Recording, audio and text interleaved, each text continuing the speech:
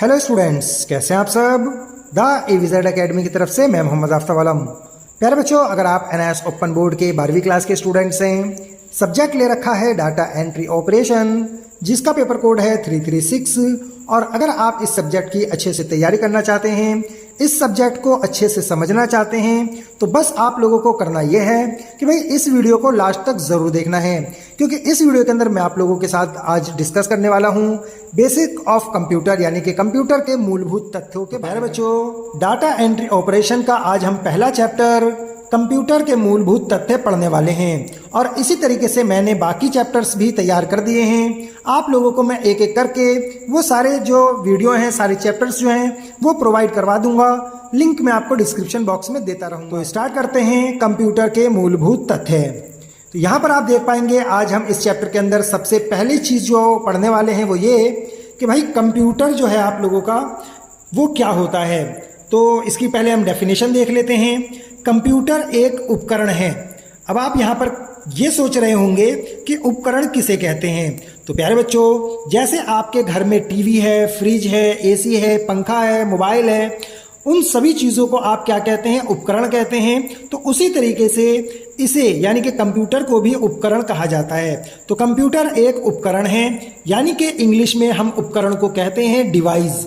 जैसे मोबाइल आपका एक डिवाइस है, उसी तरीके से कंप्यूटर भी एक डिवाइस है। इतनी बात समझ में आ गई।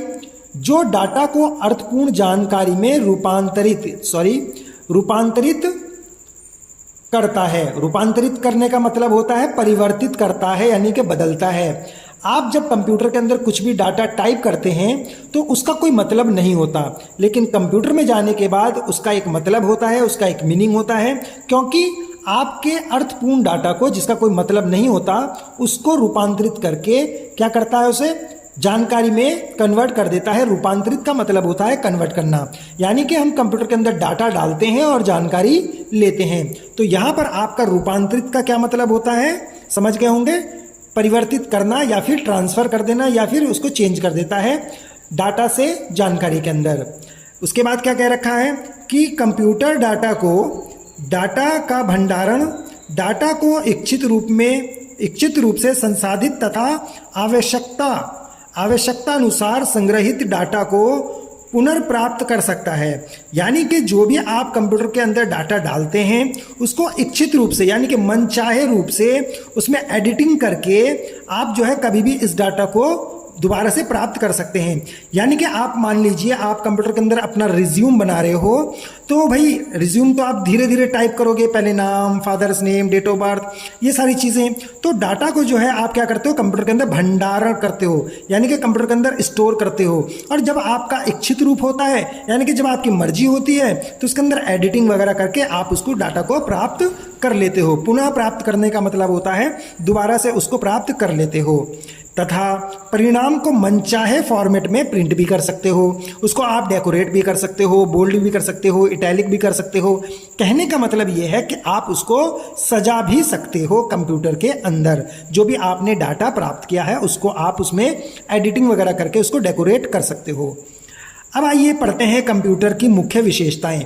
वैसे तो प्यारे बच्चों कंप्यूटर की लाखों विशेषताएं हैं, लेकिन अब लाखों विशेषताएं तो हम इसमें लिख नहीं सकते, लिखना हमें 2, 4, 5 पॉइंट है। तो उसके अंदर हम मेन पॉइंट क्या लिखेंगे वो समझ लीजिए। यह इनपुट द्वारा डाटा या निर्देश स्वीकार करता है। इनपुट द्वारा, इसका मतलब ये हो गया कि कीबोर्ड के द्वारा आप क्या करते हो?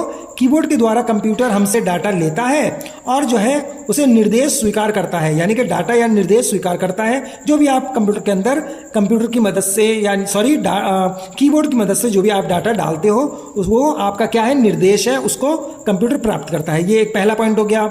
यह डाटा को संग्रहित करता है। संग्रहित का मतलब होता है डाटा को स्टोर करता है। तो कंप्यूटर तो भाई करता ही करता है। कंप्यूटर की तरह हमारा जो मोबाइल है वो भी डाटा को स्टोर करता है, ठीक है। तो ये उसकी दूसरी विशेषता है।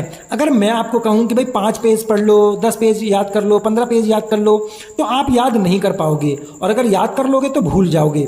लेकिन कंप्यूटर के अंदर आप जो है अनलिमिटेड डाटा संग्रहित कर सकते हो, यानी कि डाटा स्टोर कर सकते हो। कंप्यूटर कभी भी ये डाटा नहीं भूलता है। यह उपयोगकर्ता कौन है? हम, ठीक है, यानी कि जो कंप्यूटर इस्तेमाल करता है यह उपयोगकर्ता की आवश्यकता के अनुसार डाटा को संसाधित करता है, यानी कि उसके अंदर जो भी उपयोगकर्ता चेंजेस करना चाहता है वो कर सकता है। संसाधित का मतलब क्या होता है, उसको अपडेट कर सकता है, उसको चेंज कर सकता है, उसको परिवर्तित कर सकता है, जो भी आप मतलब निकालना चाहें इसका संसाधित का, ठीक है। उसके बाद अगली विशेषता क्या है, यह परिणामों का मनचाहे रूप से आउटपुट के द्वारा दर्शाता है। भाई मैंने क्या कहा, आपने जो डाटा टाइप किया है उसको या तो आप सिंपल फॉर्मेट में भी कंप्यूटर पर देख सकते हो और उसमें एडिटिंग वगैरह भी कर सकते हो। जैसे आपने 3 इडियट मूवी देखी होगी, उसके अंदर किस तरीके से चमत्कार को डैश डैश में बदल देता है, तो मनचाहे रूप से आप आउटपुट प्राप्त कर सकते हो। इसके अंदर 3 इडियट के अंदर बहुत अच्छा एग्जाम्पल दिया गया है, ठीक है।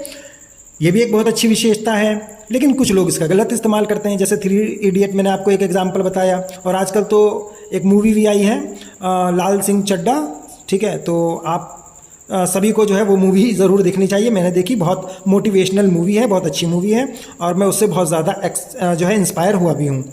यह कंप्यूटर में भीतरी ऑपरेशनों को नियंत्रित करता है।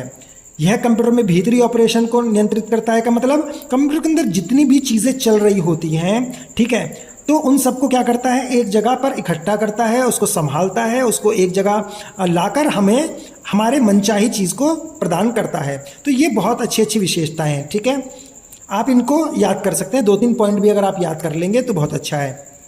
उसके बाद देखिए यहाँ पर एक बहुत अच्छा पॉइंट दे रखा है, इनपुट। बहुत बार ये क्वेश्चन पूछा जाता है। कैसे क्वेश्चन पूछा जाता है कि इनपुट से आप क्या समझते हैं, आउटपुट से आप क्या समझते हैं। तो अगर आपको इनपुट पता होगा तो आप इसके बारे में बहुत अच्छे से बता पाएंगे।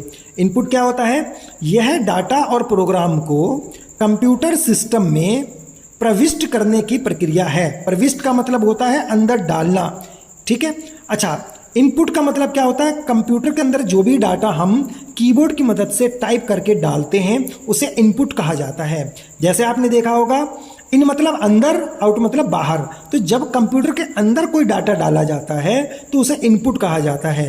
तो यह डाटा और प्रोग्राम को कंप्यूटर में अंदर डालने की प्रक्रिया है, ठीक है।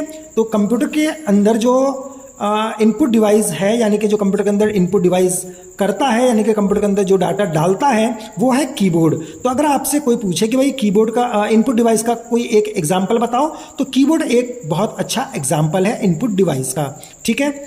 अब क्वेश्चन आता है कि भाई कंट्रोल यूनिट किसे कहते हैं। तो कंट्रोल यूनिट क्या होता है, जो हमारे इनपुट डाटा को और हमारे आउटपुट डाटा को, यानी कि जो हम कंप्यूटर के अंदर डाटा डाल रहे हैं उसको, और जो डाटा हम देख रहे हैं, यानी कि जो कंप्यूटर में से डाटा हमारा बाहर आ रहा है उसको संसाधन तथा भंडारण की प्रक्रिया के द्वारा निर्देशित की जाती है। यानी कि इनपुट और आउटपुट का जो काम हो रहा होता है कंप्यूटर के अंदर, उसको कंट्रोल करने का काम कंट्रोल यूनिट का होता है। आपको कब कौन सा डाटा दिखाना है, ठीक है, और कैसे दिखाना है, वो सारा का सारा काम सीयू का होता है, यानी कि कंट्रोल यूनिट का होता है। मेमोरी यूनिट किसे कहते हैं, जैसे कि नाम से ही पता चल रहा है, मेमोरी मतलब होता है जहाँ पर डाटा को इकट्ठा किया जाता है। जैसे हमारे दिमाग की मेमोरी है, उसके अंदर भी डाटा इकट्ठा रहता है, उसी तरीके से कंप्यूटर के अंदर भी एक मेमोरी होती है, मोबाइल के अंदर भी एक मेमोरी होती है, हर चीज़ के अंदर एक मेमोरी होती है जिसके अंदर डाटा डाला जाता है। डाटा और निर्देशों, यानी कि जो भी हम चीज़ उसमें डालते हैं, डाटा और निर्देशों को संग्रहित का मतलब होता है जमा करना या इकट्ठा करना, संग्रहित करने के लिए कंप्यूटर का प्रयोग किया जाता है। यानी कि मेमोरी यूनिट का काम जो है डाटा को इकट्ठा करने का काम होता है, डाटा को जमा करने का काम होता है। तो प्यारे बच्चों, आज हमने कुछ इंपॉर्टेंट पॉइंट पढ़े थे, जैसे कि कंप्यूटर की हमने पढ़ी थी डेफिनेशन, उसके बाद कंप्यूटर की विशेषताएं, फिर उसके बाद इनपुट, फिर उसके बाद कंट्रोल यूनिट, उसके बाद फिर मेमोरी। तो हमने बहुत सारे टॉपिक्स आज कवर किए हैं। अब क्योंकि एक वीडियो के अंदर मैं आप लोगों को सारी बातें बताऊंगा तो आप बोर हो जाएंगे और वीडियो भी बहुत लंबी हो जाएगी, और हो सकता है आपको पढ़ाई करते करते नींद भी आ जाए, क्योंकि भाई पढ़ाई होती ही ऐसी चीज़ है। तो प्यारे बच्चों, नेक्स्ट वीडियो मैं आप लोगों को बनाकर दे रहा हूं, जिसका लिंक मैं डिस्क्रिप्शन बॉक्स में दे दूंगा। इसका पार्ट 2 जो है वो कंप्लीट होगा, उसके अंदर पूरा चैप्टर आपको मिल जाएगा, यानी कि एक चैप्टर हम 2 क्लासेस के अंदर कंप्लीट कर लिया करेंगे। तो अगर आप लोगों को ये वीडियो अच्छी लगी हो, आप चाहते हो कि मैं इस चैप्टर को कंप्लीट करूं और इसका पार्ट 2 का लिंक आपको डिस्क्रिप्शन बॉक्स में दे दूं, तो आप जो है इस वीडियो को ज्यादा से ज्यादा लाइक करें, शेयर करें उन तमाम दोस्तों के साथ जिनका आप भला करना चाहते हैं। तो आज की वीडियो में बस इतना ही। Thank you for watching my video.